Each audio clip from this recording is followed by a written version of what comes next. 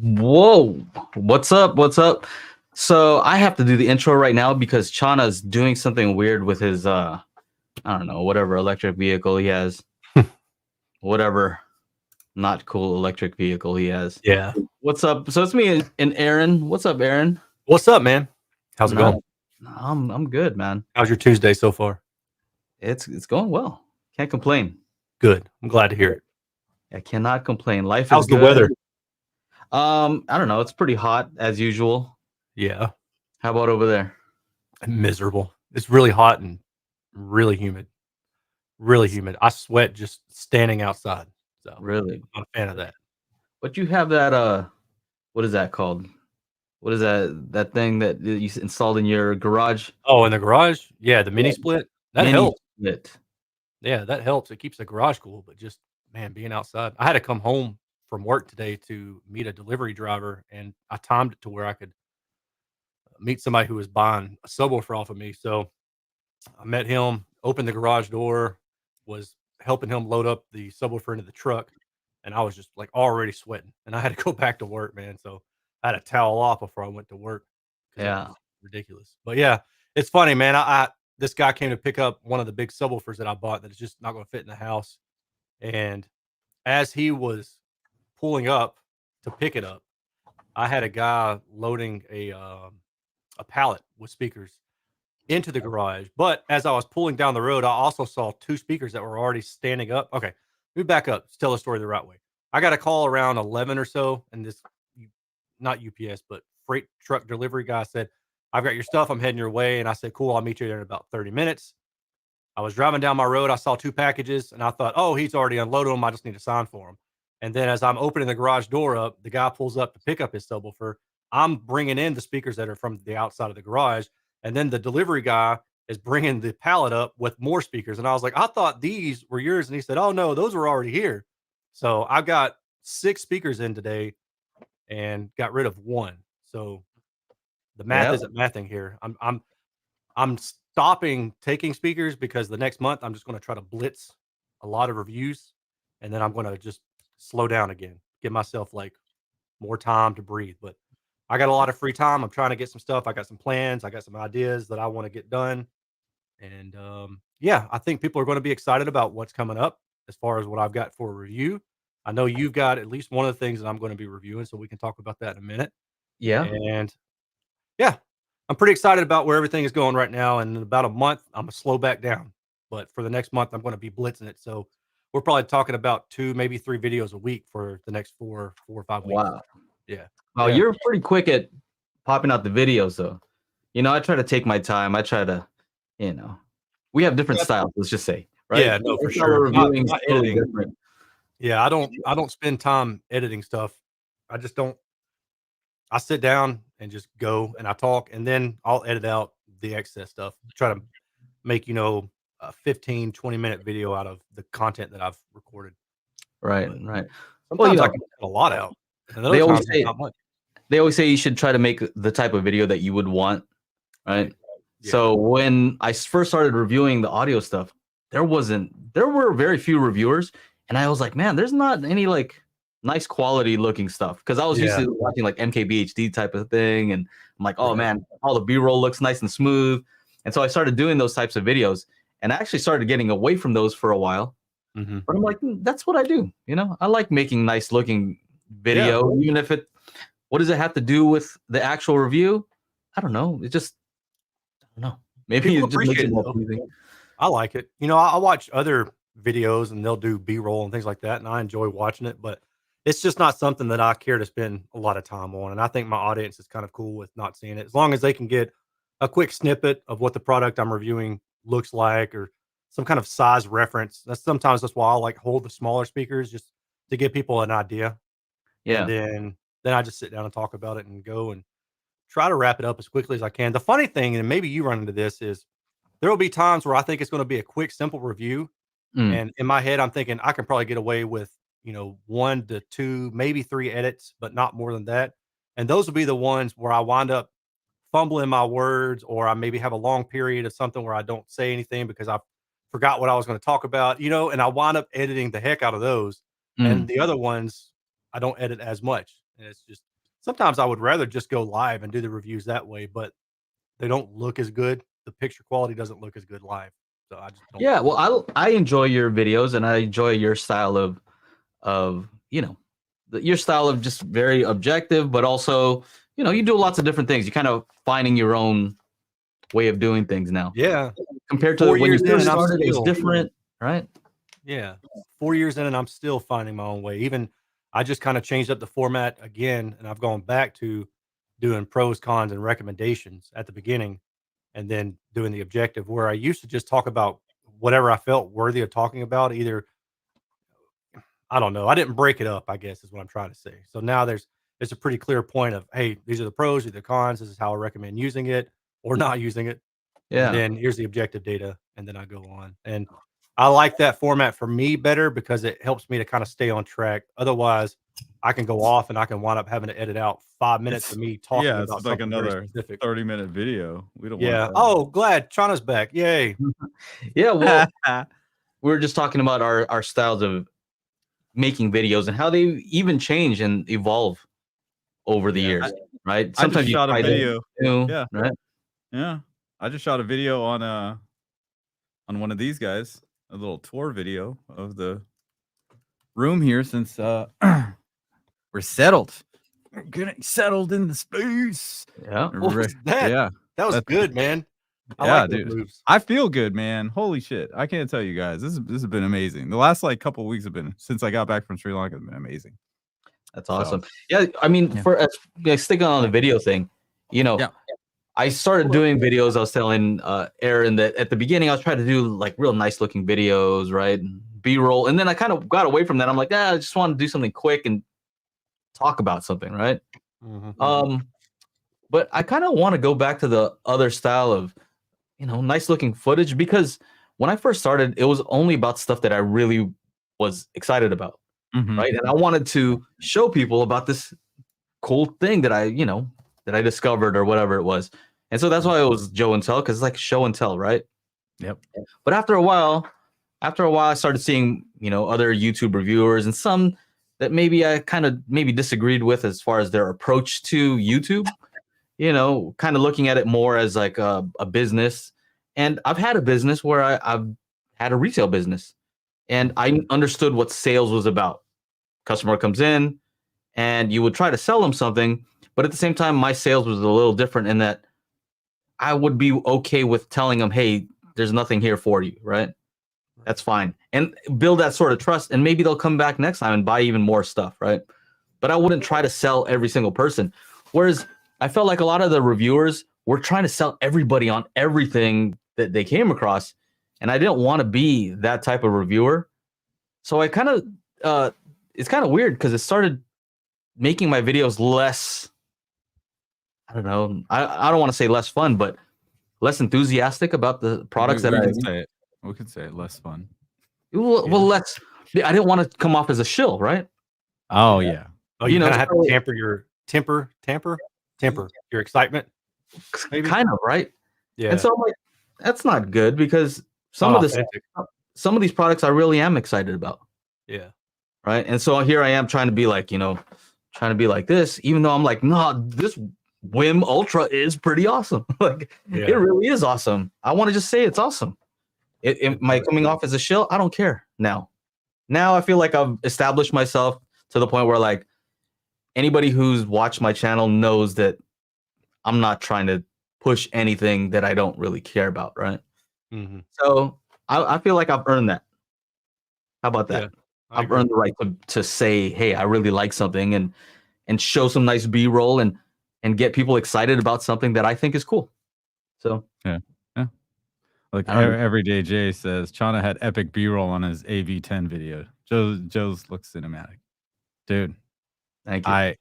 I worked 3 hours on that intro, and I made the music for the intro. I had somebody else edit the rest of it, and I'm like, I got to do something cool. If you guys haven't seen that video, you guys should check it. It's actually pretty. I showed somebody like, so I hang out with videographers on the weekend that are,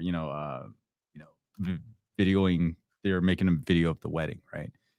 And so I was like, oh, hey, I was like, oh, yeah, you always kind of like talk to them about their gear. Cause some people bring like an FX6 or something like that. And they bring like sliders and stuff. Like this one dude over this weekend just happened with the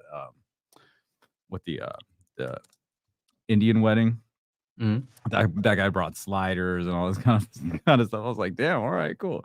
And I showed him this little intro to this AV10 video, and he's like, what the hell? This is just a YouTube video? Like, wow, this is a lot of work, bro.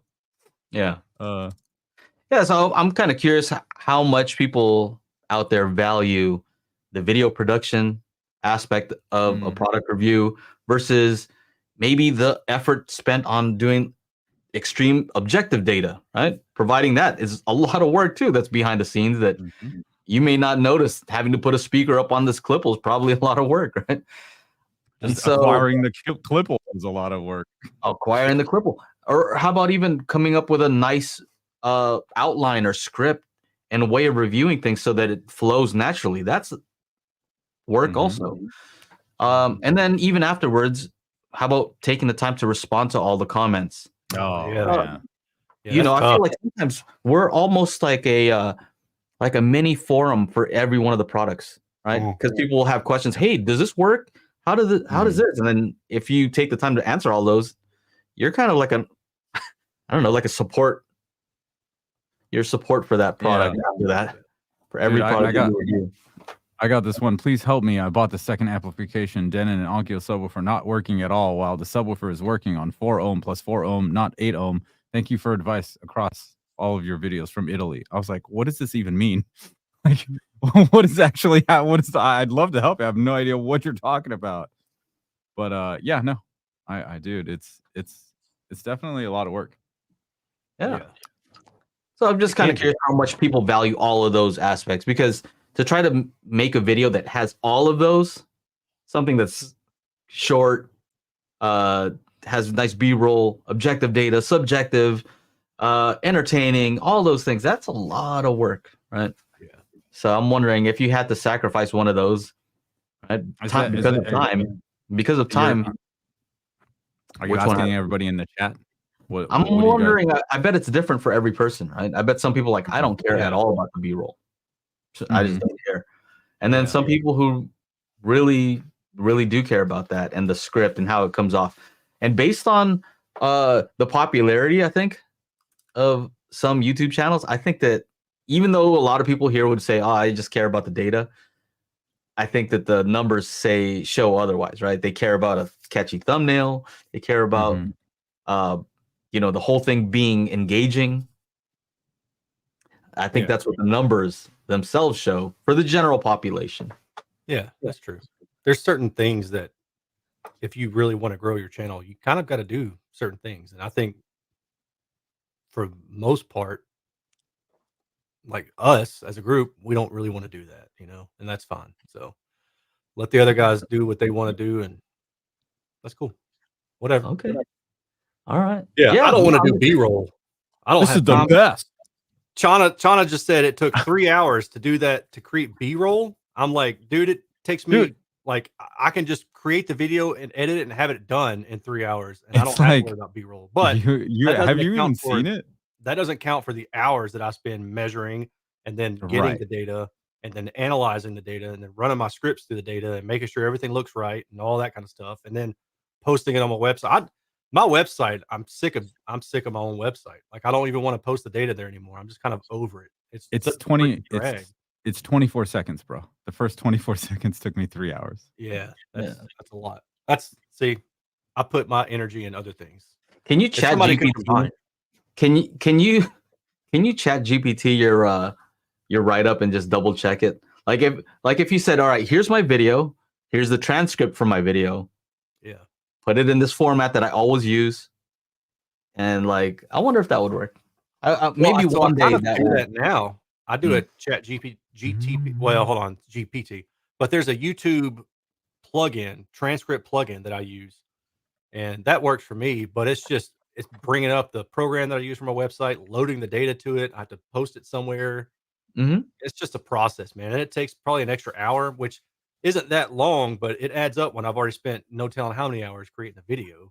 Well, you also have to post on your socials, right? Oh, On yeah. Instagram, whatever, LinkedIn, what I see you posting everywhere. see you on Facebook. LinkedIn. All right, so this is Chana's intro for the AV10. Let's Ready? see. Let's see.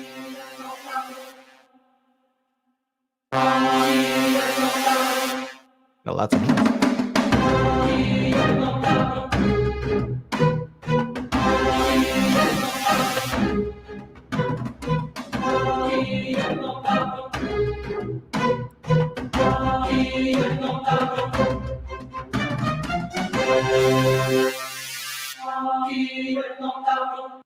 That's cool. I'd be proud of that if I make that.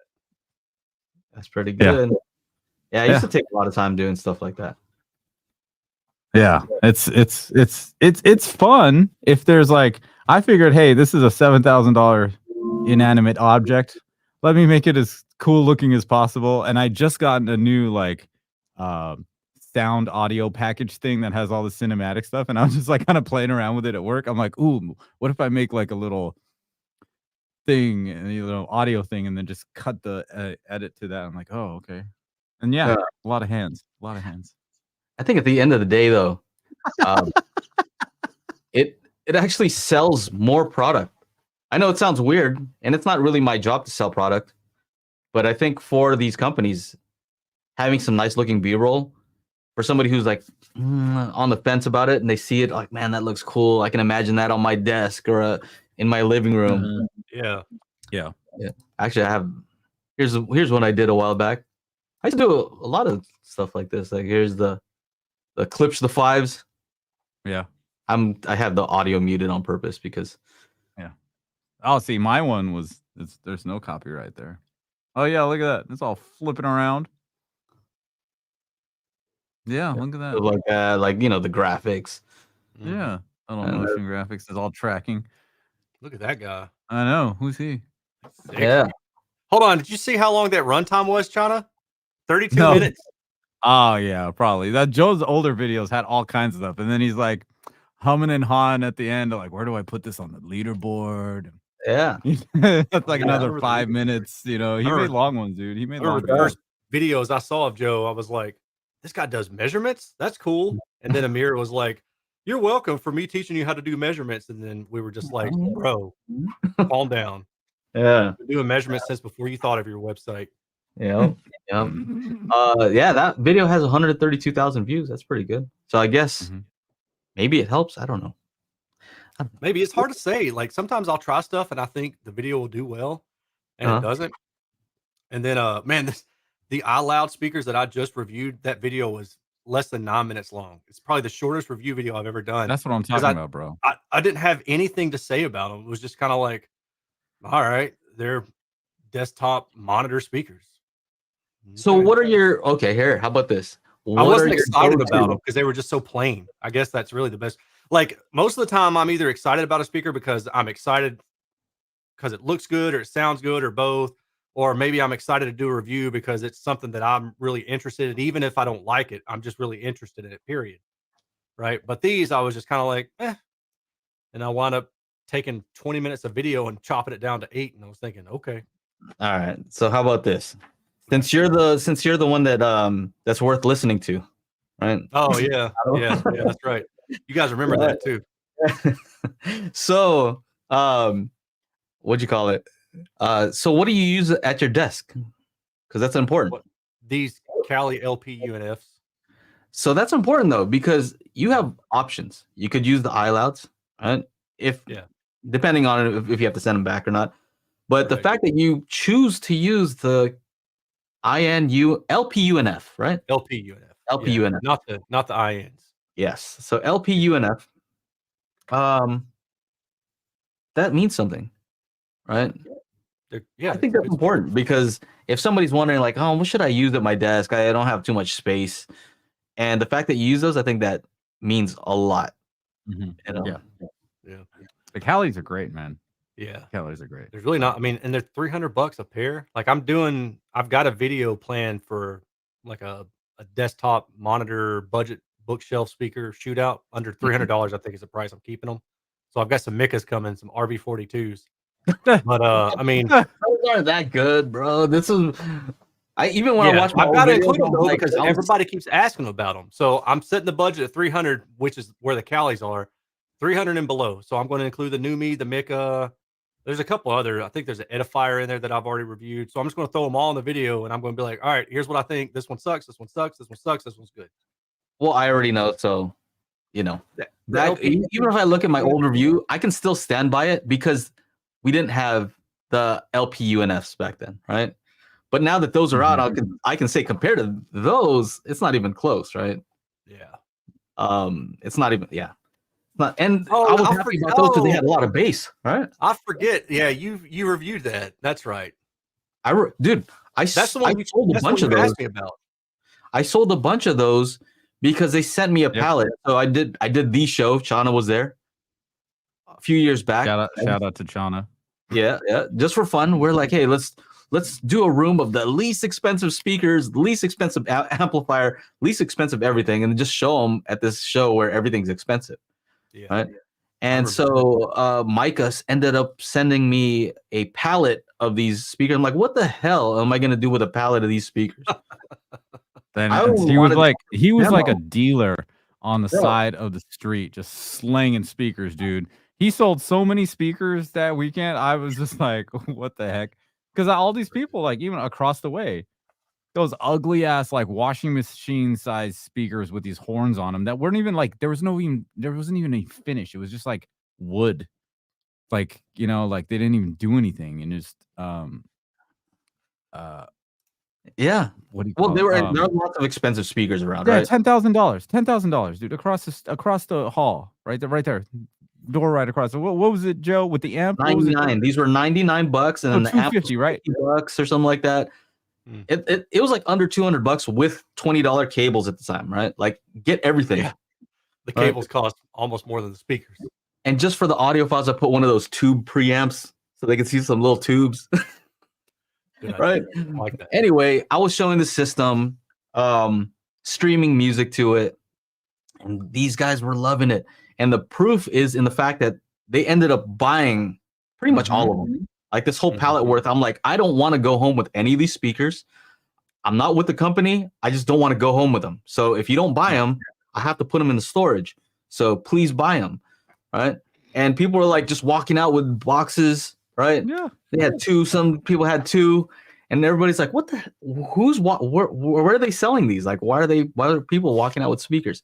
But it just goes to show they were good enough in this high-end audiophile show that people who attended walked out with them. So that says they dropped their money on it, right? Anyway. Or it says that everybody that was attending was really like just deaf and had no idea what they were listening for. But I mean, there is that possibility. I'm not saying that. it's true. I'm just saying that is the possibility there. Yeah. No, actually, I don't know. A lot of bass, dude. They're tiny and they have a lot of bass. Yeah, and then he had them set up pretty good, like off the wall. Like it was more about the setup than it was the actual speaker. Measured. I took measurements. Yeah. I went into that room 2 weeks prior to get an idea of what the acoustics were and where I would place stuff.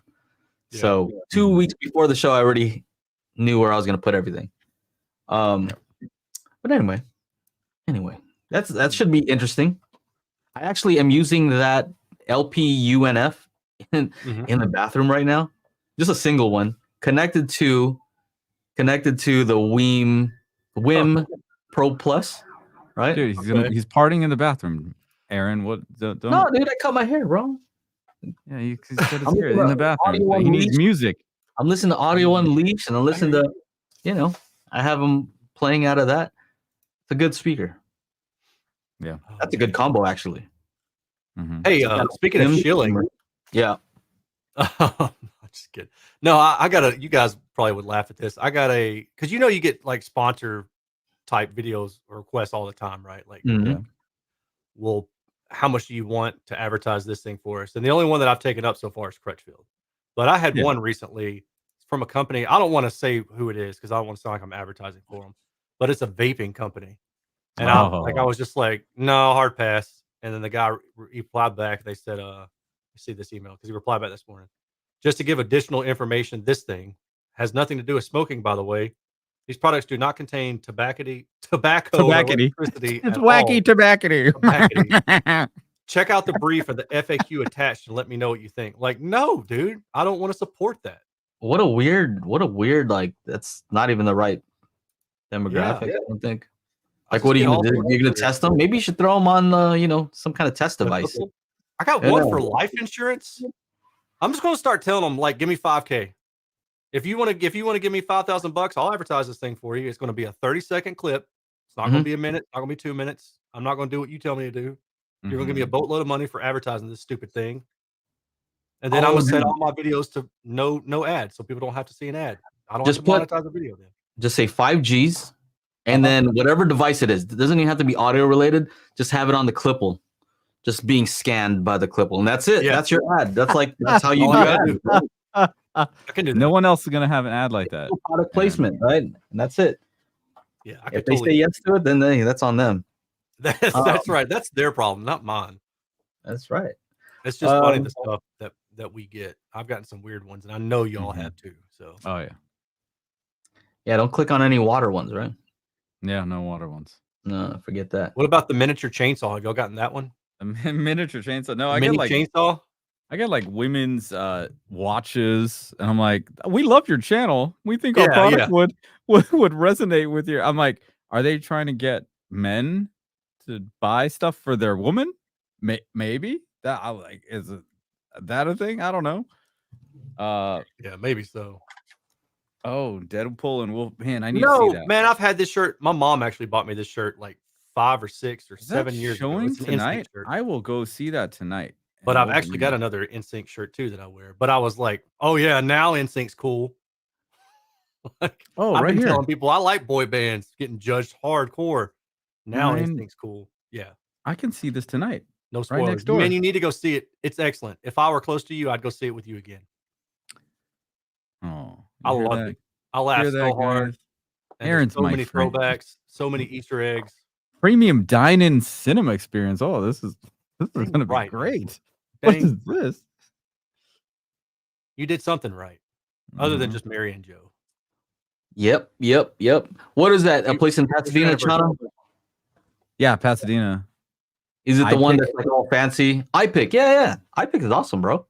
Dude, they got Shays lounges. What is this? How much? They got this? Oh, it's for 2 fries. They got truffle fries. You know what I mean? Truffle fries. We need to go on a date together.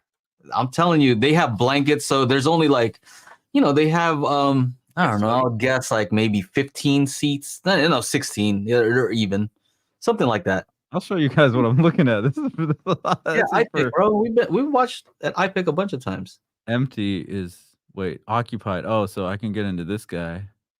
Shays Lounges 1A. Show how it looks though. Show how it looks. What do you mean? Well, how the actual theater looks. Oh, what? I saw it in IMAX. Where is it? Where so would click on iPick probably. iPick Pasadena. This thing. Yeah. Click on. It's not showing anything. Nothing.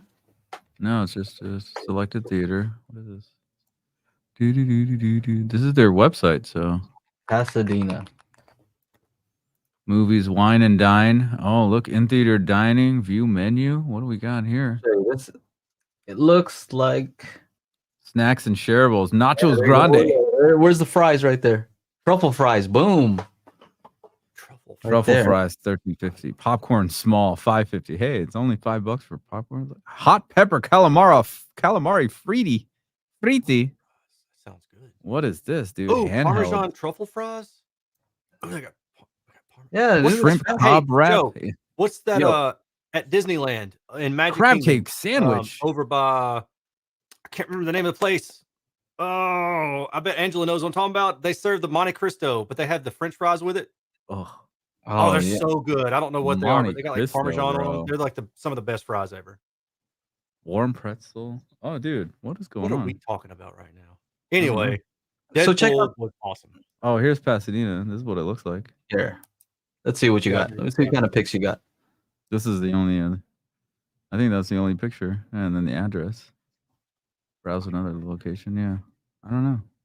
Here, I'll show. You do it. You do it. You do it.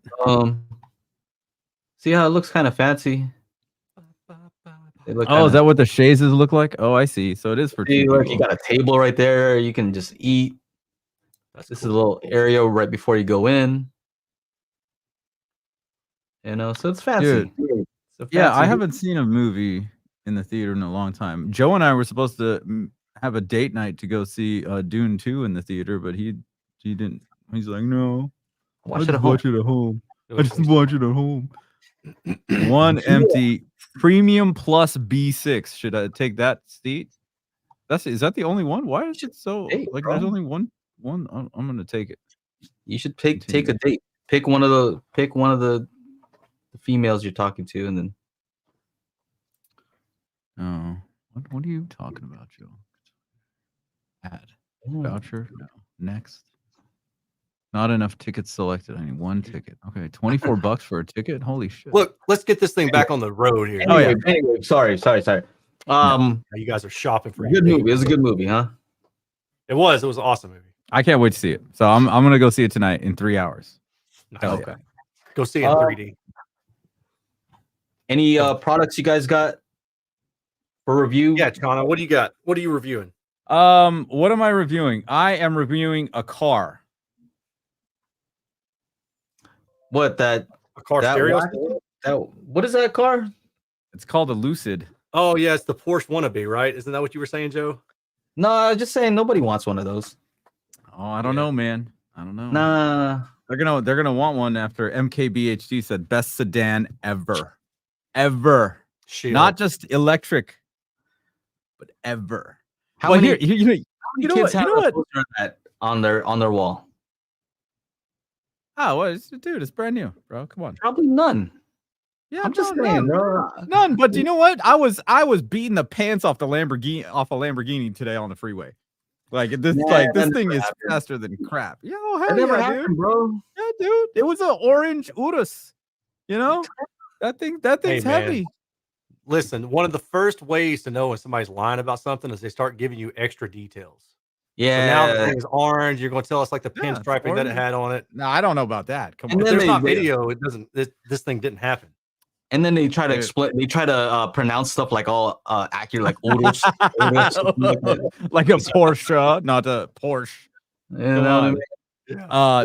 Dude, the thing's got like 824 foot-pounds of torque, man. It's no joke. 630 Yeah. horsepower. Get out of here, bro. The thing's fast. Yeah. It's probably So, I rated think- the way that Clips rates their sensitivity. Yeah, exactly. Yeah, car loaded. I was telling Yeah. Aaron when you went to go do your thing, I'm like, let me piss off Chana and just start saying stuff that I don't like it, you know? Ugliest car I've ever seen. I'm like, let me irritate him when he gets back. Because I know he's gonna talk about the car. So let me just say some stuff that I know that he's gonna get upset Well, about. here's what's funny. I was in the like the third floor of the parking garage trying to shoot some B-roll of the car. So like literally setting up the camera and then driving the car past it, you know, like that kind of silly stuff. And there's not a whole lot of people out there parked. And then all of a sudden some dude pops out to get to his car. He's like, "Oh, is that a Lucid?" And he starts talking to me about it. He's like, "Oh, why you have a camera?" I told him about the channel, blah, blah, blah. And he's like, "Oh, I work at Porsche over here, and we're getting the new Macan EV in like 2 months. Why don't you hit me up and we'll have you make a video? Cool. You know, come by the dealership." I was like, "Oh, no, hold on, you misunderstand me. I took the Lucid to San Diego, and I'm in the car talking about what I like, what I don't like." And he's like, "Oh, what? You got over 100,000 subscribers?" I was like, "Yeah, sure, of course, 130 something." He's like, "Okay, then I'll talk to my PR lady and get you a Porsche for like 2 weeks so you can make a video for us." I was like, "Okay, Yeah. thanks for Now, stopping by." That's a car. Now, how random is that though? Like, it was just like, I am always, since I've moved here, man, everything I've been at the right place at the right time, and you guys don't even know about the other stuff. And Joe, I gotta tell you about this shit. This shit is amazing. But that's gonna have to be after. Okay. Porsche. That's a car right Yeah. there. That is. Yeah, I have to drive around a Porsche for like 2 weeks. I want to like and just, you know, yeah, just for the Dolby Atmos. Got to test out the Dolby Atmos in all these vehicles. Yeah. Well, get the one with Oro. Remember the Porsche has one of the Porsches has Oro. Has Oro? Does it? Oh, okay. Yeah, it's like the only car that has it. Anyway, you don't remember that? Look it up. No, Look it no. up. All right. Porsche Oro 3D. Other than that, I have I got Tim working overtime on a bunch of content that I've shot and I've never done anything with. So Tim is editing up a bunch of videos. I have the Hi-Fi Rose 105B streamer. I have the Hi-Fi Rose 150RA amplifier. I still have footage. I still have to make a video. I have the silly Revolution player. And then there's new processor, new amplifiers are coming in tomorrow, supposedly. So there's that. And somebody asked about RBH and Perlisten. John H., you guys fans of RBH? I like the RBH $1,300 towers for the pair. They're supposed to send me a pair in white, so I'm waiting on that. And I just contacted JBL about their new AV receivers. So hopefully they'll send me one of those. And then there's this Magic Beans thing. I gotta do another video on Magic Beans and the what do you call it? And the Sony receiver. Oh, okay. Yeah. Yeah, That's what I should dude. If I get one of those JBLs, I have a JBL, a Denon, a few Marantz, an Arcam, a Yamaha, a Sony, and then this other processor. There'd be like 8 or 9 different brands of shit that I just have here. So just call me AV receiver king or something. I don't know. I'm curious to see what you think. Actually, Aaron, I sent you a thing for Magic Bean, so hopefully you can test it out. You didn't like YPow last time, so now I didn't know you. So why do you have the mini DSP? What is it called? Flex HTX or what is it called? Yeah, I think that's it. The Flex HTX. Oh, the number of channels and HDMI, and that way, if I ever want to play with like a fully active 3 or 4-way design, then I'll have it already ready to go. okay. I was just wondering, it was something you were reviewing. Well, so I'm going to review it, but yeah, I almost said something I can't say. Okay, So, all right. Oh, okay. I did something for somebody, and they said, "Hey, what would it cost?" And I was like, "Hey, I like that thing. Why don't you just send me one of these, and I'll do something for you." So I did some consulting work for it, but then I still actually plan to maybe not review that per se, but do a video at some point in my life. I want to do a video about how to set up a subwoofer in a room using mini DSP. Oh, So, cool. I thought what I may wind up doing when that time comes is just do it live. Because trying to edit something like that, I mean, you guys know, man, that would be a huge pain. Like you're having to do multiple screen grabs and dude, have you seen any one of my Magic Beans video? There's like a camera on the TV screen. Then there's a screen capture of what's happening on the laptop. Yeah. And then another camera that's following me around the room with right. active tracking and shit. Yeah, dude. Yeah, that's what I'm saying. Man. I don't really want to do that. I think if I do that video, I'm just going to do it live. I'm just going to be like, this thing could be a 2-hour live stream. I don't know. So I think what is it called? Classy Tech. I think he rebranded to Classy Calibrations or something like that. He would do a full-on TV calibration live, maybe like 3 hours. Yeah. Well, I'm excited to see, now that I know that you have that, to see what you think of Magic Beans. You can try it out on that. Hey, will it work with the WiiM? Yeah, totally. Except as of right now, they only have 10 bands of PEQ that apply to both left and right together. It's better to be able to do left and right separately, unless your room is like, you have your speakers symmetrical. If they both measure the same, then it's less of an issue. But they do have a beta version out where the 10 bands are for left and right separately. So that's cool. Yeah, still in beta. Should have been out a few months ago, actually. But yeah, it'll work with the WiiM. We keep mentioning the WiiM, and I have the WiiM Ultra. I did an unboxing of that thing, and I recorded it, made a quick video, and man, the experience is actually really good. on a device that, you know, in audio, let's just say, I'm not gonna say it's an inexpensive device because it's a streamer and it's 300 and something bucks, right? I mean, Yeah. a Mac Mini is probably goes for like 500 bucks or something like that. Yeah. So it's starting to kind of creep into that territory where you can't say like, oh, you know, this is the cheapest device ever. But I'd say in audio, it's one of the best unboxing experiences I've ever had because it feels like an Apple product, right? Yep. You know, the build quality, the screen. Oh man, it's nice. It's nice. It made me, yeah. What's the knob feel for you like? It's not good, is it? Gee, Yeah. what is I'm that? like, what? Why? I have why my is notes. that? I have my notes. There's some weight to it, and then at the end, I'm like, It is this a defect or is this how it? This is one of the. Yeah, I noticed that too. I'm like, that's not good. That's not a good look. I never want to touch that knob ever again. Yeah, If it's me gonna either. do that, I'm about to spray. I was gonna spray some. I'm like, what? Yeah, like Teflon or something in there. Yeah. They have that special electronics oil that doesn't mess things up. Right. I don't know what it's called. Dielectric grease. Something like that. Yeah. I just want to. I was wondering. I thought that was just mine. Yeah, I was thinking the same thing. I was like, well, that kind of sucks. Like, it doesn't feel good. I mean, everything else is really nice, but one of the actual ergonomic things on it is scratchy. Well, that's not cool. Did your remote work? I haven't tried. I have like 3 of them, so Try your I remote. assume they all work. Try your remote. I don't know if I just got bad batteries or not, but try your remote. Let me know. Not so. My knob feel has some weight to it. Bit scratchy. Might just be mine, but I can take out might just be mine. It's a bit scratchy. Done.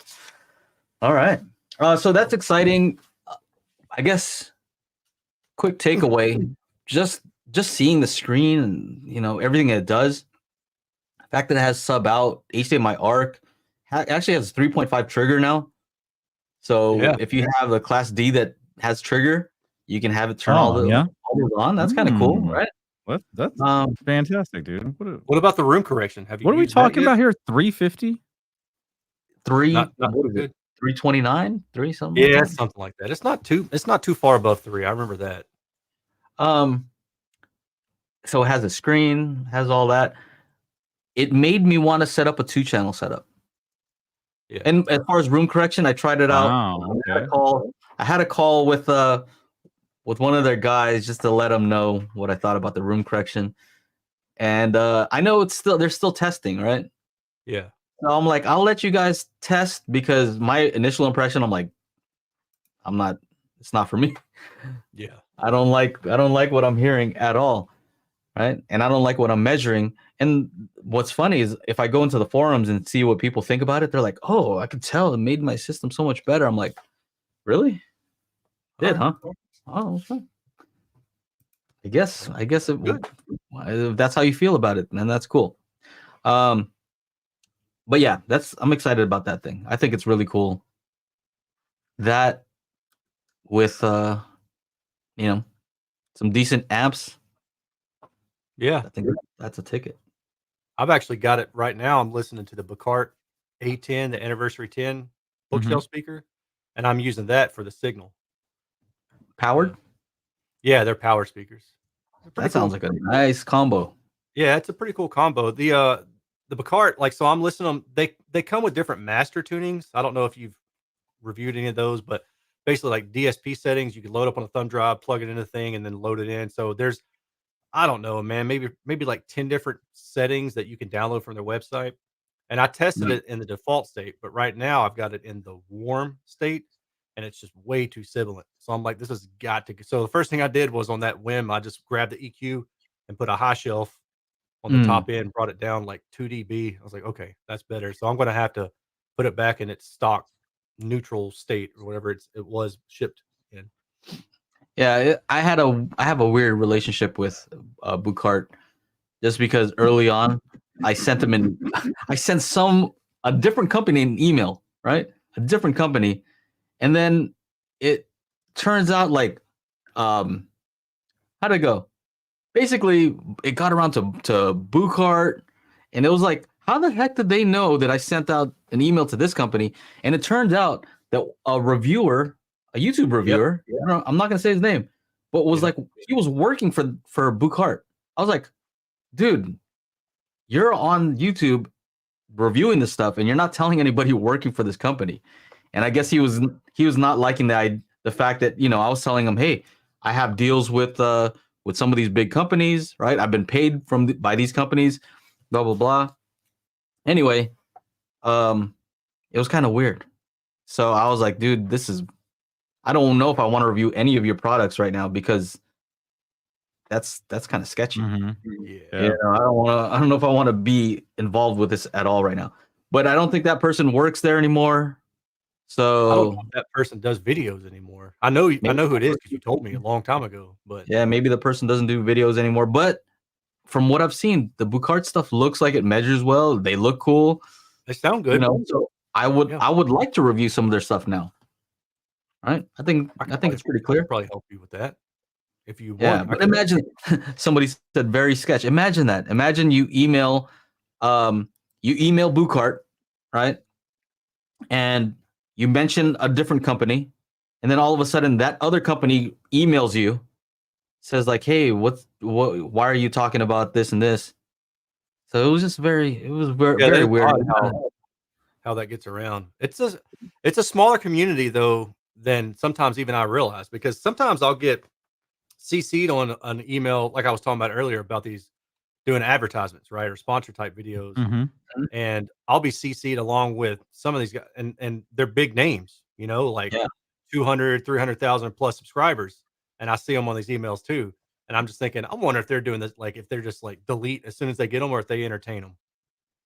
And sometimes they don't do the BCC. So when they respond back, they tell you, they show the pricing, like how much they charge. You're like, do you not know how to like respond only to that person? Now everybody sees, right? Yeah. So sometimes that's kind of awkward when you see like we know everything. Yeah. We know what's going on. Yeah. Anyway, Bucart, you recently reviewed something, Aaron, the Infinity, the old speaker. Yeah. I just gave them away today. A dude came and picked them up. That's pretty cool. Yeah, I got them used at a shop in Nashville. It's a record shop that sells a bunch of vintage gear, records. They even sell 8-tracks, CDs, laser discs. They had laser discs. Laser disc? No way. Yeah. I thought that was awesome. That's hilarious. But yeah, they were $150 for some Infinities. Primus 360, I think, is the model. And I was like, it's worth a shot. Like as long as I can make that money back, it's worth a shot. So I bought them. I reviewed them. I think that video's probably made $75. So, I'm getting there, right? But you guys know how it is. The struggle is real. So they sounded really good, man. And they measured extremely well. They were built to the Spinorama standard, which, that's not the first speaker that's ever been done that way, but it's still cool to go back and look at a speaker that's 20 years old and it still performs and holds up better than many of the speakers today that cost the same amount. It's about $1,000 if you bought it new today. Wow. But yeah, some dude came and picked him up this afternoon. He's like, man, I got all sorts of stuff. He's a younger dude. Said he graduated high school in 2015 or 13, something like that. And he's like, he said something about, I was telling him I was just giving away because I need to get rid of speakers. And he's like, oh yeah, I imagine it's like that when you're married. I bet the missus is telling you to get rid of everything. And I was like, dude, I'm not even married. I just got way too much. Yeah, I was like, I've got way too much. So what speaker would you say is close to that? Because I want to know how much you have to spend in today's dollars to get something that's very similar in performance to that. How much would you have to spend? You have to go Revel? No, the Revel's higher, right? You're probably talking about Revel. I mean, they're maybe one of the Polks, maybe, but still not quite. I mean, they're good, but they're different. So Revel. Maybe the Revel might have to be something like the F226 BE. Are the JBLs are they less expensive or more expensive? Less expensive, right? Series, they might be a little bit less. They're not a lot less expensive though. Yeah. And maybe. would you say it's in that range or the JBLs? or better or worse? Mm. Well, with those JBLs, though, you're paying for a nice finish too. These Infinities Okay. don't look pretty, so Okay. that you kind of have to try to factor that in too. But as far as sound quality goes, I think as far as sound quality goes, I like the Infinity more. Yeah. That's crazy. Now, if we're talking Revel, then yeah, I'm going to take Revel. Yeah. But with those Infinities, I was impressed. They don't have a lot of bass, below like 80 or so, or maybe it was 50. They just kind of roll Mhm. off, so there's not a lot of bass extension there. But that's okay. That's what a subwoofer's for. Yeah. Well, that's cool, We man. were impressed, man. I think that's super cool that you can find an old speaker that still can outperform most of the speakers that are out today. I don't know if people believe that, like, that is a real thing. Some people were in the comments saying, Yeah. "Oh man, I have some bookshelves of these, and now that Aaron reviewed them, I'm gonna have a hard time finding these at a good price because people are gonna start." Everybody's jacking gonna like, yeah. Raid their Facebook Marketplace, man. That's what I started doing after I tested them. I was like, man, I could just make a home theater system for $500 or less out of these. But then I thought, nah, I'm not going to bother with that. Damn. Somebody filet just sent me mignon another pair of sliders? Infinities to review, and then a guy I showed you guys that somebody brought over the Kef Reference 203, not the second version, but the original version from like 2000, and they look like they're in fantastic shape. So he lives local. He brought them over for me to review. So that'll be cool. So that'll be 3 vintage eras, well, vintage-ish speakers that are 20, 25 years old. You should chill them hard because now nobody can complain because they can't even buy them. Can't even How buy can you 'em. chill something that's not even for sale anymore? Exactly right. That's what I'm going to do. That's the way out. Dear SX asks, I think this is for you, Aaron. So can a Yeah. subwoofer make a low bass speaker compete with full range like MoFi 8 and subs versus 888? I mean, Ooh. I'd say below like 40 hertz, you're still going to get more authority with a properly integrated subwoofer. Like a good 12 or maybe even larger. But having said that, the MoFi 8, the only way you're going to get the dynamic range that the triple eights have is if you treat the 8 like the triple eights mid range is, where it's high pass at around 130 hertz, because that when it switches over to those dual eights, that Mhm. increases the dynamic range. So you get more potential output from them, and you get higher dynamic range from them. So like at low volume to high volume, that impact is still basically the same with the triple eights. But with the 8, I think below about 100 hertz or so, the compression starts to kind of come in when you get higher outputs. So you're definitely going to have to use a subwoofer, and you'd want to cross it over a little bit higher to match the capability of the triple eight. If that makes sense. Hopefully that makes sense. And truthfully, even with experience, I think for a lot of people, integrating a sub is not the easiest thing to do. No, it's not. It's not. You know, you have to have hardware that's capable of integrating the subs properly, meaning usually that means delaying your speakers. Mm-hmm. And so certain things can't do that. The WiiM stuff can. You Yeah. got to have And then variable time crossover alignment. slopes, Yeah. exact precision on frequency. I mean, all those things help If you. I got a a question. better I got a setup. question. I got a question for the dais, for the panel here. For the dais, Amadeus. Just rock me. I Oh, was waiting for my guy to get it. Anyway, if you were to do what some of these other channels do and do a video of products of the year 2024, would the WiiM be up there? For me, yeah. Yeah. Yeah. I don't know yet. I mean, it probably would Like be best just because product of 2024. That's If easy. hey, we're in the middle of fuck it, let's do it now. We're in the middle of the Okay. we're the second half of the year, Yeah. right? So far, what have we seen in 2024? What are the standout products of 2024 so far in the first 6 months, 7 months? Are there a lot of new products coming out, first of all? Like, I don't think the WiiM stuff is even new. It came out, I think, last year, right? Yeah. When did the WiiM amp come out? Was that this year? It seemed like I the don't know. WiiM amp came out this year. I'm not sure. Was it this I think year? it came out this year, yeah. All I know is you know, their WiiM Amp Pro is gonna have that PFFB, so Yeah. that should make the amplifiers a little bit better. Dude, I think they're killing it. You're killing it, because as far as like what the device can do at the price and the unboxing experience and the support, you know, you go on their forums and they're always on there. They're on a totally different level compared to these other companies. So to me, it's actually a low bar, right? It's not that they're doing anything. Well, different. they are doing something amazing. It's just that the others are just doing so little, right? In comparison, The bar is so low, right? I think so. You know, very little innovation in the other. Yeah, very in the little. space. 100%. So that's the newest thing that I've seen that I'm excited about. You know, this Polk XT20 that I reviewed is not new, right? It's just I barely discovered that you can EQ the crap out of this thing and make it sound really good for a cheap speaker. You know, I don't know. What other products? What do you think is a product of the year for you? I mean, I just like it's tough to do that because there's only so many that I've reviewed. You know what I'm saying? So it's kind of like to really think. But I do really like the 888s. I mean, the 888s came out. Okay. Yeah, I mean, I think those for me would probably be. The SVS came out.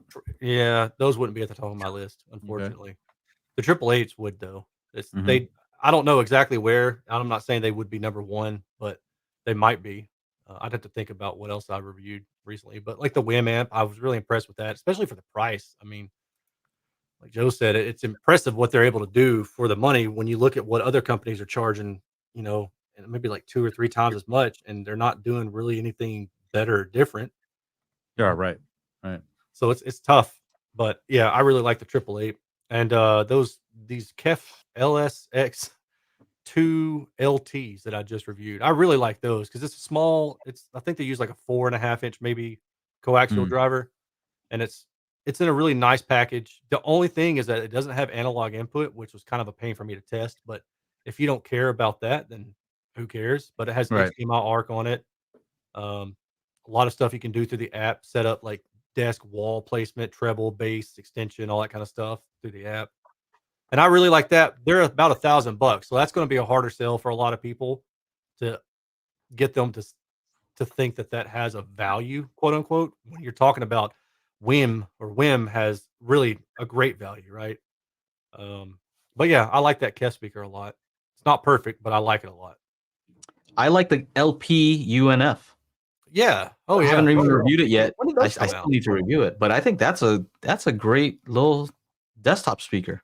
It's the best desktop speaker that's that form factor and at that price. Like you're gonna have to spend a good amount more to get something better than that for your desk. I agree.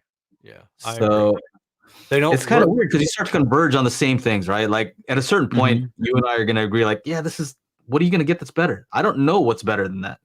I haven't found it. I don't know what's better than that value wise, objective, subjective. I don't know what's better than that speaker. It's not out yet. Whatever it is, it's not out yet. Or it's an old speaker that we missed. Yeah, right. Just getting around to this one, guys. How does on a desk, how does that LSX compare to how does it compare to the LP-UNF? That's a good comparison. Well, to me, the imaging is better with the Kef. And that may have something to do with being so close to the near field on the desk, you know? And I just like that with the Kef, everything is on the app, so I can sit there and listen to it while I'm making the adjustments in real time rather than leaning over the back, you know, the Kali and adjusting it this way and then sit back and be like, okay, what do I think? And then moving back again, adjusting it again. What do I think? So, but the Kef is $9.99, whereas these are $299 a piece. Yeah, so you have you like the concentric thing, right? There's a concentric thing where you can kind of move around. Yeah. So imaging is probably more forgiving. More forgiving. Seems like it's better overall, you know. And they just which one is more neutral? They just look like a better speaker. I can get with that. Which one's more neutral though? If you're gonna use them for studio monitors, on axis, probably. Man, I really don't remember. I have to go back and look at the data because side by side, I wasn't really paying attention to that. I think the Kalis might be more neutral though. Hmm. The Kef's got a couple dips in it in higher frequency area. They smooth out estimated in room, but yeah, that's tough. Those are kind of ones. Would you say like you can either use them at a desk or small room, so you can back, maybe 6 feet away. You can still listen to them at a decent Which volume. ones? The The Kali, Kef, the Kef, the Kali, and the Kef both. Yeah, you can do both. that with both of them. Yeah, Okay. the Kef you can go. I would say maybe a medium sized room with a proper subwoofer, right? Yep. You don't have to have a subwoofer. They extend down to 50, but they do it with DSP, right? So like every other small speaker that it gets down to 50 hertz, as you turn the volume up, you're losing output on the low end. How about you, Chana? What do you like? As far as what? Product of the you're the one who came up with it, right? I don't think I actually have any new products here. I mean, I heard the 888s. Was there anything at Exponent that really was like super cool? I don't think so. I don't remember. Yeah, I don't know. As far as like audio stuff, I think it's I mean, those JBL receivers look kind of cool. They look cool. I think they fucked it up though. $1,600 for a 9-channel receiver with no pre-outs. Yeah, it's a little rough. Yeah. I mean, I'm still trying to. I still sent, the lady an email to get one for the, at least for not for here, but for the bedroom. It could be a good zone 2. What's the room correction on that thing? I don't know. That's the big like question. Because I put out a poll asking Oh, yeah? people why they chose to go with a particular brand of AVR. Mhm. Let's see. And did they base it off of the room correction? Is that what you're? Let's see here. Let me share. Share it. These are the Share results so far. 179 votes. It said, if you ever changed from one brand of AVR to another, what was your main reason for doing so? Comment below also. And so most people chose, 38% chose the type of room correction software offered. 20% said price value. 13% said reliability. 16% said wanted more channels than what the brand offered. And 13% said other reason. Comment below. So, yeah, I mean, at the end of the day, that 38, what is it? 38% for room correction? Mhm. That I'm gonna shill right here for you, Joe. Do it. That actually doesn't matter anymore. Because once you have magic beans, it doesn't matter. You can now get an AV receiver based on you like the look of the on-screen display, or you like to look at it. Like I'm looking at the Denon right here, like, ooh, it's so nice. It's got the big screen. It's not the Marantz with the tiny little porthole. But it doesn't matter. You like the little tiny porthole, you can get magic beans in it. You it was the craziest shit, right? I've had this Denon in the not here in the studio, but in the bedroom, 5.1.4 Atmos setup. I swapped it out with the Yamaha A8A, ran magic beans, and I watched the same stuff. 300. If you saw our new post on the Spatial Group IG, you can see Joe when he does something, he'll listen to the Amaze demo. For me, it's like 300 because I know exactly where all these sounds are going, right? I just know because I've watched it so many times. And damn, I forgot I was using the Yamaha. Like that's what I'm saying. Like it sounded so similar to the Denon that I was kind of blown away, and that was because of Magic Beans. So like we're in a world here now. We are now in the post Magic Beans paradigm, where it doesn't matter what AVR you get, because you just use Magic Beans, you're going to get the best out of it. And it's going to sound so much more similar because now you're getting a custom target curve for your room. Boom. That's it. Thank you. Thank you for that. And I would just add that it still depends kind of, because certain AVRs allow you to do more than others. So Chad AV says that if you have Odyssey XT, it doesn't have as good a filter resolution, and that's true. There are some versions. Well, what is that? Anthem. Anthem doesn't let you do very much. So the limitation is not what Magic Beans can do. It's sometimes what the AVR allows you to do. Sure. So, most new AVRs have PEQ, so it'll allow you to do a lot with it. But I get what you're saying. You're saying if you have the capability on the AVR to apply your own parametric EQs, let's say there's 10 per channel, you're probably going to be able to make that sound like any other AVR that has the same capability. I would agree with that.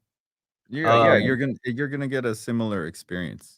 Everything else being the same, like speakers and whatever, right? And I didn't have an external amp in that room. It was just everything off the AVR. Yeah, and I do have a test coming up. One of the products I have in is the Tone Winner AT300. It's you got one channel preamp, preprocessor, right? And I don't know what kind of room correction it has. And I was just kind of saying, I think people, based on what I see here, may not buy that because they don't know what type of room correction it has. But it does have parametric EQ. So I'm very curious to see how it can compare to the HTP one that has Dirac, right? And I'm applying Magic Beans to that. So can you buy this Tone Winner AT300 that's a lot less expensive and use Magic Beans as room correction? How's that going to sound? So we'll have to wait and see, but I'm hopeful. We'll see what happens. That just came in today. I also got the Zidoo UHD 8000. Zidoo, the 8K player. Honestly, I don't think that product is for me, just because it seems like it's mainly for. I'm serious. It's mainly for. I know you're struggling, bro. I see you in the chat. You're struggling. I don't. So I'm trying to do this. Use, you know what I mean, for different. I see all the Joe's the line I see all the time is this useful to anybody? Huh. Is it? Yeah. I just hit my eye on the microphone. Bro. Oh, dude. No, it's fun. Every time I see he's talking about it, and poor Richard trying to help him out because he's got one of them. And it's oh, just do this, just do that. He's why is it? It's a pretty expensive device, right? It's pretty expensive. And I'm all right, so it's super powerful, fast processor. I'm why can't I? It's running Android 12 or something like that. Android 12 or 13, I don't know. But I'm why can't I just download streaming stuff to it? I can't understand why I can't do it. And it's they offer a version where you can download the Play Store. Why can't I run Netflix? And I guess the whole idea, what I'm getting from this whole thing, it's not meant to do that. It's meant to manage your library. And I don't know, it just seems kind of funny that it's meant for a specific purpose, but I want it to do other things.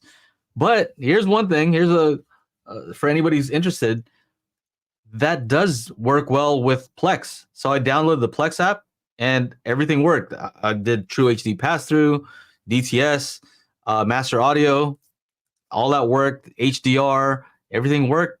And I guess maybe on the older versions it didn't work well. Oh, really? So, yeah, I think that's pretty cool. But I need to test it more. I need to put in a hard drive and see if it works as I don't know. I got to test everything on it to do a proper review. Yeah, that makes sense. So I have a bunch of questions from people, things that they want to know. But yeah, it just seems it's one of those devices that's so specific, right? That it's really tailored for a specific demographic. Versus the WiiM, I feel like everybody can appreciate the WiiM. You can give a WiiM amp to your neighbor, hook them up with some speakers, and they'll know exactly what to do with that thing. Just use it like a Sonos. Yeah. It's gonna. Everybody will like it except for Marantz owners. That's it. Yes. So let's get. Speaking of questions, let's get into these questions. Yeah, we got a whole bunch. Yeah, let's do them. All right, John Mensa. I need your advice on buying the Fiera 8 amplifier. Are they good? Aaron, don't you have these things? What is Fiera 8? I got it. It's on screen. It's an Come on, amplifier. man. Oh, Come on, man. man. I've got it in a box in the garage. I've emailed them twice because I ran into some issues in the test that I think are probably just my test equipment, but I haven't heard back. And I'll probably try them one more time. And if they don't get back to me, then I'm just going to give it away to somebody. Okay, Stark Sound 8-channel amplifier is on sale for $1,200. But have you switched out the op amps though? Oh God. The what? Can you? This guy, I don't know. I'm just saying funny things here. Swapped out the what, Joe? Op amps, amp. you know, like a lot of people are like, "Oh, you didn't like it? Well, you should try different op amps." Yeah, that's what they're Somebody- know what that means. Somebody recommended that. It's like tube rolling. Did it have feet, Aaron? Did it have feet? Oh, I think it does. Yes. I took them all off though. Love it. So I guess, Next John, question. we can't answer your question. 'Cause hey, they should nobody's- do that though. They should make it so there's a hole, like there's missing a foot, and that's where you change out the op amps through that hole. That would be I so think that's sick. okay. Aaron, Shauna, tips on choosing JBL QSC Pro Range speakers for home theater, as they are quite cheap compared to regular brands, also with larger drivers. Why integrators always advise not to go for these? You want to tackle this, Aaron? You want to go first? What do you think? I mean, I had JBL Pro Cinema speakers in my home theater, and they were fine, but I DIY'd them. So Do I think you're asking about pro audio type of speakers, like the type Yeah, of I speaker mean- you might use, Chana. Why? Yeah, no, I mean, Why? look, a I would ask the QSC integrators, why are they saying that? Yeah, I don't know Look, why the integrators are saying not to go for that. I kind of like, you know, it's like that Offspring song. You know, I like to keep them separated, bro. Like, if we're doing home theater, let's buy home theater shit. If I'm doing a DJ set, if like over the weekend, I'm DJing every weekend out of town. You know, I'm not going to use a home theater speaker there. You know, why would I use one of my RCF line arrays indoors? Oh God, I would lose my hearing so fast. They are meant to play loud. They are meant to play hard. They're not meant to play like super, super low. Some things you can get some great detail out of PA speakers, like when Joe and I walked into that Meyer sound thing, and I felt like my ears had like gotten like unplugged, and I was just like, whoa, let's look at this clarity. I mean, those things are like $20,000-$30,000 a pair for some PA speakers. Yeah, but damn, I mean, it's like I said, I don't know why the integrators are doing it, but I kind of like, you know, if you want to go down to 5 hertz, 18 hertz on your subwoofers or whatever, it's not going to be through any kind of pro range speakers, right? Yeah, they might have noisy amps too. It's possible that they don't really care about, you know, they're not meant to play low volume. So if the amp has a little bit of hiss, they're probably not worried about that at all. But in your home, you may want to listen at low volume and you hear this. That's probably not a good thing. So they're just meant to play loud, right? What is that? Is Totally that somebody going to the bathroom or something? What? Yeah. Okay, what's next? Speaker All in right. your room. DRSX, are subwoofers the great equalizer of small speakers versus full range ones? I don't know. I could make an argument either way. So it depends. How about that? Oh, you guys check it out. I got some cool head up. There you go. A real tattoo? Henna tattoo, you said. Yeah, it was an Indian wedding. It was like 2 days, 2.5 okay. days. So they had all kinds of stuff happening. So I just sat there and got some henna done. I will try to answer. I'll try to answer based on what I've learned from some of Aaron's reviews, where he's seeing the distortion test you do. Sometimes you'll say, all right, this is what happens when you cut it off at 80 hertz. And sometimes it improves the sound of the speaker, and sometimes the distortion is the same. Yeah. So depends on which speakers they are, right? If there's way less distortion, that might be a good thing because that means you can play them louder. But I think the main thing is really the problem with most most sub integrations, it's hard to do a good proper sub integration. Right. So if you assume that you integrate it very well, then separate subwoofers should walk all over most typical floor standing speakers today, right? Like the standard, let's say $1,000 to $5,000, maybe even $20,000, because most of them aren't using anything more than maybe 2 or 3 8-inch mid bass drivers, and even most floor standers, they're not tuned super low. You know, like the MoFis are tuned pretty low. Um, but if somebody said you can have the MoFi triple eights and you can have a subwoofer that's perfectly integrated, I'm still going to take the subwoofer to go with it too, then, because why wouldn't I? When you hear a 15 or 8-inch subwoofer move in volume, that's a game changer. You know, when you walk into a room that's got a legitimate subwoofer playing, you're like, oh wow, there you go. That's different. You can tell, but you know, Andrew Jones knows how to integrate a subwoofer in his passive speakers, but when you leave it to just anybody to integrate a subwoofer, it's kind of like doing the same job as what a speaker designer does. Like, do you know how to time and phase align that thing to the rest of the speakers? Right. You know, that's where it gets a little bit tricky. Some of the automatic room correction makes it easier, so that's helpful. Yeah. What else we got? I think that I think that subwoofers definitely help when you have small speakers, but it also helps big speakers. Mm-hmm. Yep. Takes the load off of them too. I mean, it can, like I said, I could argue it both ways. Do y'all ever feel like theaters are too loud? Some are and some aren't. The one I've been going to recently, for the past few times I've seen an IMAX, I'm just like, I feel like I need the remote so I can turn the volume up. He's saying he's pulled out his phone. It was 100 dB. I mean, I haven't been to a theater in years, so tonight I'm gonna go check it out and see what happens. I can let you guys know next week, but yeah, I don't know. The larger tech channels. What's the next one? He says. He says Static Age says, dude, the larger tech channels get 100K plus for embedded pre-roll ads for companies for like a year contract. It's nuts. Well, I would say that's not in the audio space. I don't think anybody in the audio space is making that. I don't think. If they are, then good for them. I'm sure I'm not. I can tell you for sure. There's no way nobody's offering me that amount. Yeah. No, nobody nice. Aaron, when are we going to see a sequel to the WiiM Center Speakers Suck? I don't know. I have no idea. Okay. Maybe you will, maybe you won't. I don't know. I don't know that I need to. Maybe they just still suck. Yeah, it's the same thing. Nothing has changed. Nothing's changing.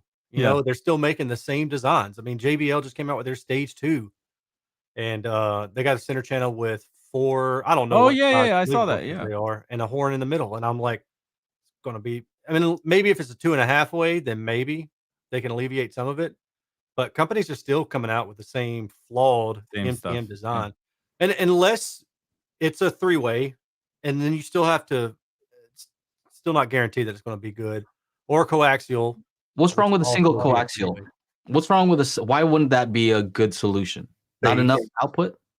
Bass, yeah. Extension and or output. Yeah, I think so. Because when that cone starts moving, if you're trying to get that cone to move 50 hertz cycle, then you start increasing the IMD and the higher frequencies, and then I think you start running into issues. So that would be one issue with I see.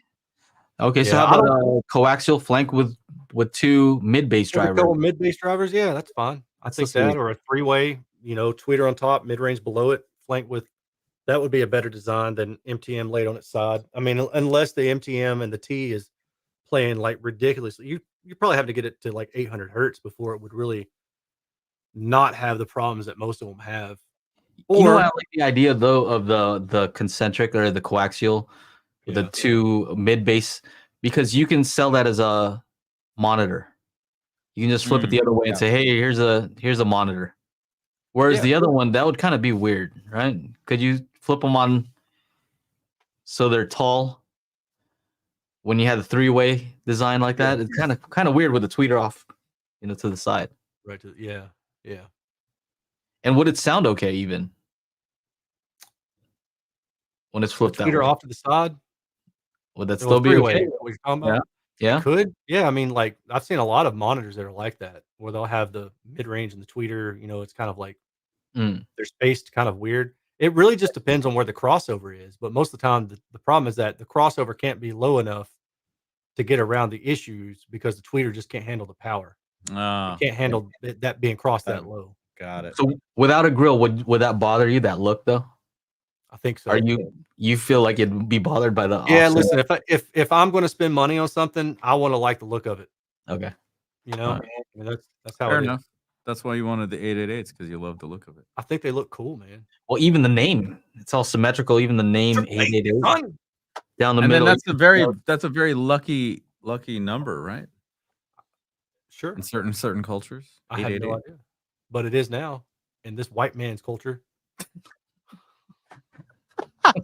Love it. What's the next Anyone one? here have an oral receiver from last couple of years to recommend? I'm in the market for a new AVR. I mean, Denon X3800H, X3700H, if you can find one, 6700H, 6800H. If you want to go Marantz, you can probably go find an older one like a SR7015. None of the Stuff like Onkyo stuff has oral. Yamaha. Yamaha does, but I mean, this is They got Yamaha. Wipeow as well. Yes. Wipeow. Okay. So there you go. Wipeow? There you go. Any updates on Match Beans test and the tone winner? Oh no, you Just talked about just came in today, so I have to No updates unbox yet. it and do all that. Look at that. BB Photo saying you should make a subwoofer integration video. Be one of your best, Aaron. Maybe. I don't know. It probably wouldn't be that watched. People would get tired of it. It'd be Do you just like like, latest- tutorial yeah. style videos though? Like, is that your thing? I just don't like trying to put them all together. You know? Mm. Like, I mean, You don't like the editing.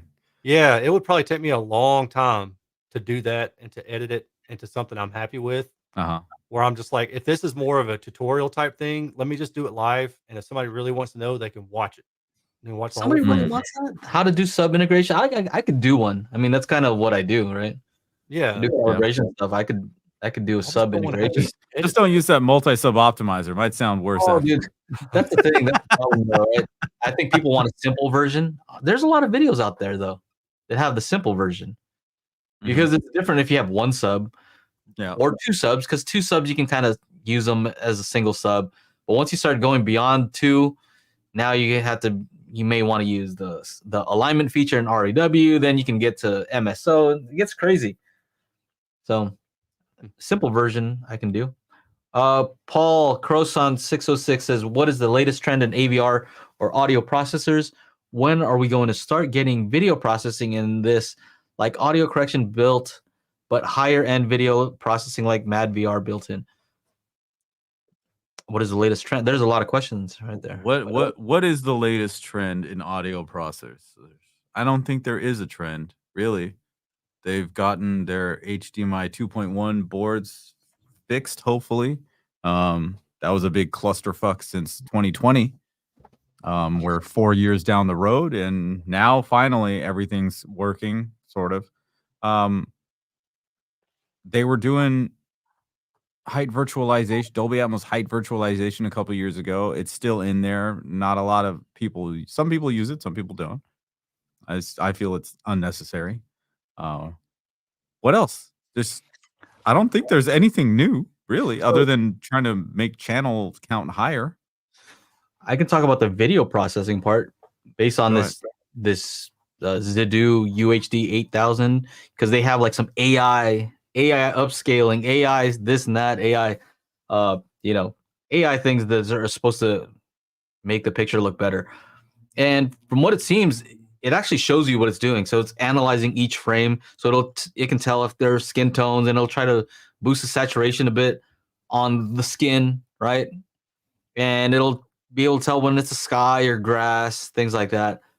I don't know. I mean, it's pleasing. It's pleasing. Let's say if somebody puts out a video where it's not saturated enough, right? Remember you told Ike you didn't like it saturated. Anyway, it would probably try to fix something like that, right? Try to add more saturation. But if it's already good, it still tries to add. That's the problem, right? But here's the other thing. Remember, Joe, when you and I were at CES in 2020? That's what all the TVs were doing. The TCL, It is exactly that. It is Yeah. exactly that, where it's analyzing the frames and showing bird, blah blah, skin. It shows exactly. that. So I don't know that I love that idea. The thing is that it can kind of look good. That's the problem, right? It's one of those things where if you're watching some video that doesn't look saturated enough, you're like, oh, I kind of like it. But then if you have something with perfect colors, like, oh, that's too much. Right? And then it has the AI upscaling, and the issue with that is I would be impressed with it, and I do like it on certain things, except I think I know exactly how it works. That's sometimes the problem is when you know how things work. I'm doing a lot of stuff with photo editing. I do presets. That's another website that I have on the side. And so I know about local contrast enhancement, where it's looking at the edges and enhancing the contrast between where lines are. And so I think that's basically what it's doing. It's doing local contrast enhancement. So I don't know. I guess it kind of works. I like it. I know how it all works. Yeah. And the NVIDIA Shield kind of does the same thing. Yeah, it does. And it does it way better. It does it pretty well. Yeah, pretty good. Anyone here tried the latest Sony AVRs?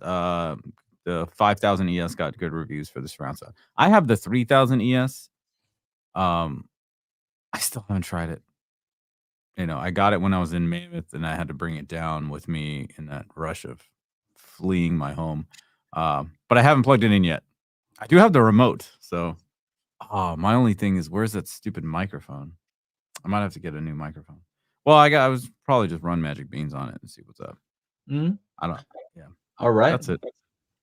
Aaron, hope you measure Q acoustic concept speakers. Probably not going to happen. Are those the ones with the weird stand? Oh, I don't know. Just The anything. one where the stand looks like a bunch of wires. They didn't like my previous 2 reviews, so me getting anything from them is probably not going to happen again. And I'm not going to go out of my way to buy it. So unless somebody wants to send it to me, that's probably not going to happen. That's just the truth. There it is. Okay. Joe, Chana, Aaron, got a product question for you guys. Any of you have the new affordable per listen R10s on your review radar at all? You guys know I'm always interested in small subs. I sure don't, man. R10S, what is that? How much is that? $2,000. And per listen? Do those things go together? What? Cheap and per listen? Is that what you're saying? Yeah. Usually per listen is pretty expensive, right? Let's see. Yes, I saw the 18-inch version of this, and it was $5,000. What is this guy? Tech Specs. 10. What do we got here? Can you guys see all this? Oh, very hard to see on my end. All right. Acoustic suspension, 750 watt RMS, 2.5-inch LCD color screen, processor. They got a processor in there. 250 millimeter glass fiber diaphragm. THX EQ is 20 to 300 hertz. Boost large room EQ is 16 to 301, and cut small room EQ is 25 to 301 hertz. Yeah, so we don't have experience with it. Snoots, good to see you, by the way. Haven't seen Snoots in a while. I know he was rocking some. He was rocking the Kef KC92. What are the older ones? KF92. I can't remember. One of the two. He was rocking a few of those last time I talked to him. Oh yeah, KC92 or the KC62. There's those 2 different ones. There's an older one. There's I don't know. Whatever. What else? Bruce Anderson asks, "Hi everyone. I have an Oro 3D layout 524 plus center height and VOG. When fed Dolby Atmos signal, does the Neural X/Oro 3D upmixer utilize the center height as well as the voice of God?" I don't know. I don't know about Neural X. The Oro 3D upmixer might do it. Okay, so I can tell you, when you're feeding it a Dolby Atmos signal, it's going to down mix that to 5.1 or 7.1, and in that case, it does not upmix the center channel because it doesn't want to put dialogue above you. right? Mm. So when you have dialogue, it's supposed to be anchored, and the moment it tries to replicate that and bring it higher, now it's shifting that up. So it does not do that center. So it doesn't do center height when you're using a Dolby Atmos or anything with a dedicated center channel signal. Make sense? Mhm. With Voice of God, I have to try to remember. Does it utilize that? I don't know about that one. I can't remember. But I can say that if you do upmix stereo, then it will use the center height. So it's kind of weird. Yep. Next. My question is, do you guys derive more joy from watching movies with your setups or listening to a well set up 2-channel system? I love Aaron. What I was actually wondering about that. Aaron, do you take time to listen to music, like 2-channel music, when you're not reviewing speakers? In my car, I do, but not at home. Not really. Same here. I listen to music in my car way more. Yeah, Especially now that we're going out a lot. Way more than at home. It's kind of like when I'm at home, I don't even have time to sit down and listen to music.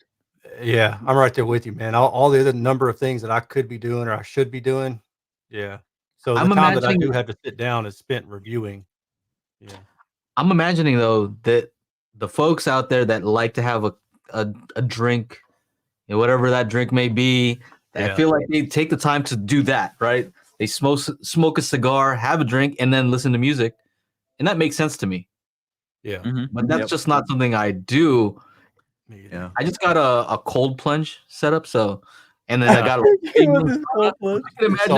can imagine doing that though. Maybe like sitting in the steam and bumping some tunes, and just like it has to be a 2-in-1 thing for me. Like I know that you're supposed to, derive a lot of value listening to music, but I don't know, man. To me, like hearing all the details in music is not what I derive pleasure from. It's like, do I like the lyrics? Do I like the way the song makes me feel? Do I remember a time? Like all those things. Yeah. And the precision of the time when we fell in love. I don't know how much it adds the fact that like, oh, the imaging's pinpoint, blah blah blah. Oh yeah, right. Fuck yeah. that. I only care about that of the speakers that I'm reviewing. Yeah, and that's why people were like, "What's your reference system?" And I'm like, "I don't have one because I just don't." I've got so much stuff in all the time. If I had a reference system anymore, it would just I'd have it set up and then have to move it again. Yeah, it'd be in a different room, right? Yeah, it would have to be. Yeah, I just don't. So like, I got that new mixer. I came in here and I jammed out like almost 4 hours of DJing. You know what I've been listening to on those drives to Mammoth? Me DJing. Because I'm like, oh my god, the way I layered these 2 songs is perfect. Yeah, right. Like I'm just like, man, I got to figure out how to do that again. Like that's what I'm listening to. I'm also, man, last wedding was an Indian wedding, right? So I had a whole bunch of Bollywood music that I had to play. I also had to listen and learn about which one's which and which one's this, which one's that. Previous week was millennials that wanted a lot of indie rock. Now this week, they love Metallica, Rammstein, and like all kinds of other stuff. So I don't even know what the fuck is gonna happen at this wedding. I gotta go listen to Spotify and like check out some other artists and like songs that are cool. What am I gonna play for dinner? I have no idea. Like what to do. So I'm like, if I'm listening to music, it's for like work essentially, like trying to, hopefully download some stuff. And then the crappy place is this week's wedding, the internet is spotty, so it's not like I can even take requests. So it's one of those things, man. Like I would love to just have some time to just sit down and listen to some music, but again, like I have all this 2-channel gear, but I don't have any 2-channel speakers in for review yet. Once the SVS show up, then yes. Once the RBH show up, then yeah. I'm sure if I hit up Chris Walker, I could roll down to ELAC and pick up some if I really, really, really wanted to. Yeah.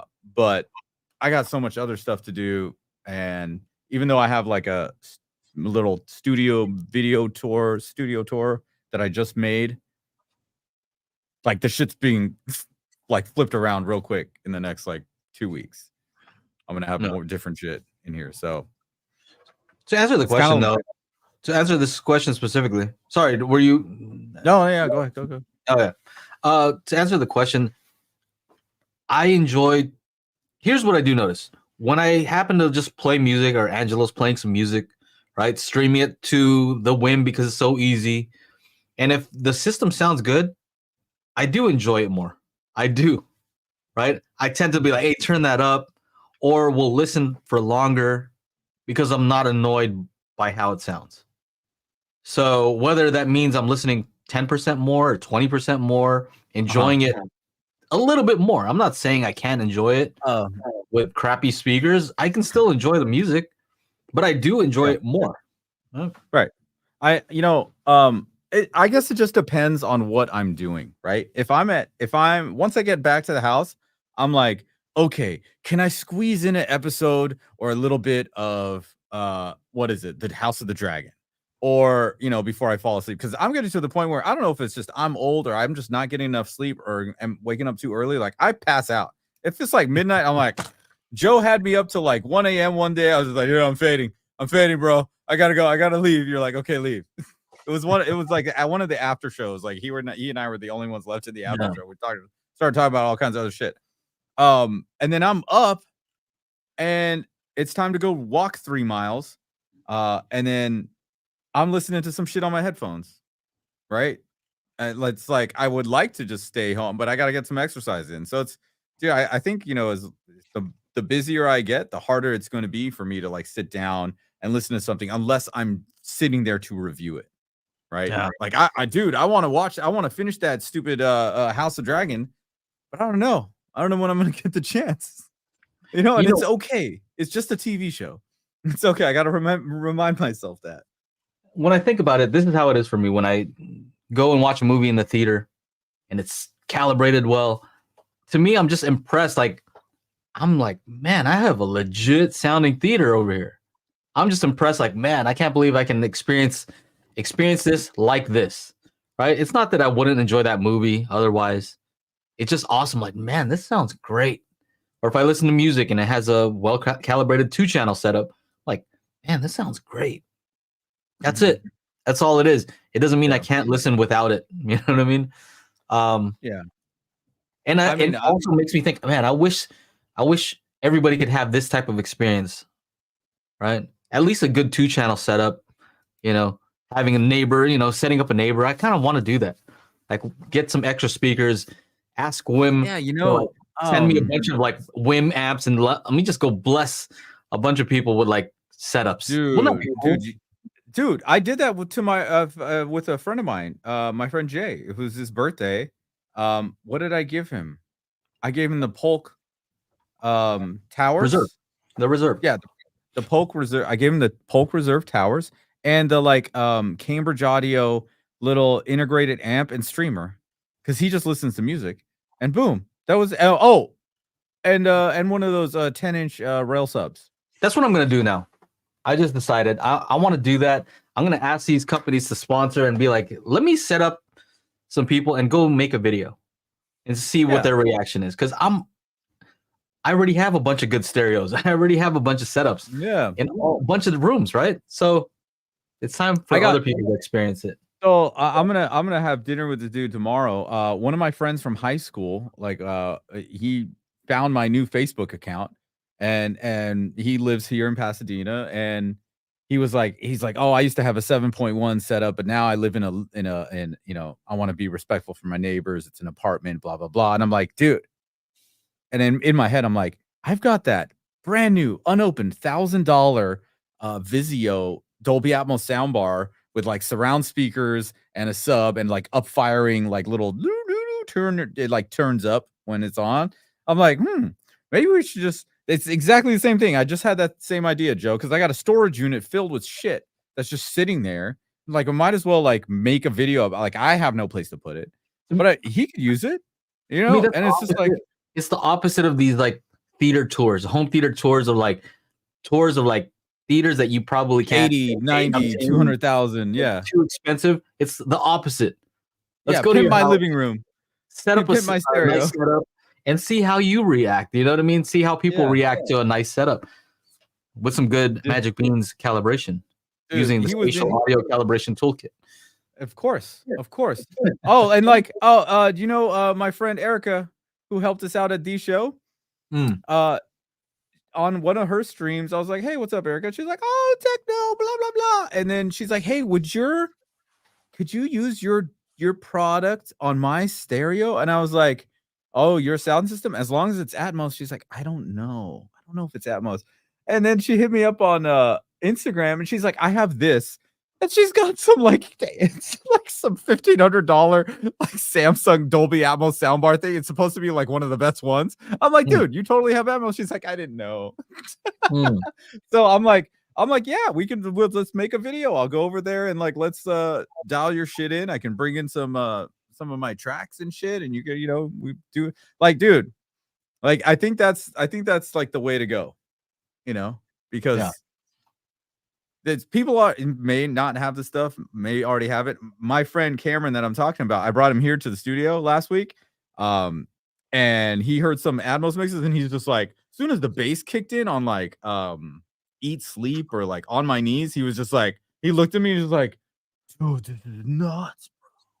I'm like, oh yeah, dude, we're shaking the shit out of the entire building right now with this little 10-inch subwoofer. Fantastic. So well, let's get going. I think that's a great idea. That's what I want to do. Yeah, why not? Let's hook up some people, bro. Let's do it. Maybe we should. Yeah, let's figure something out.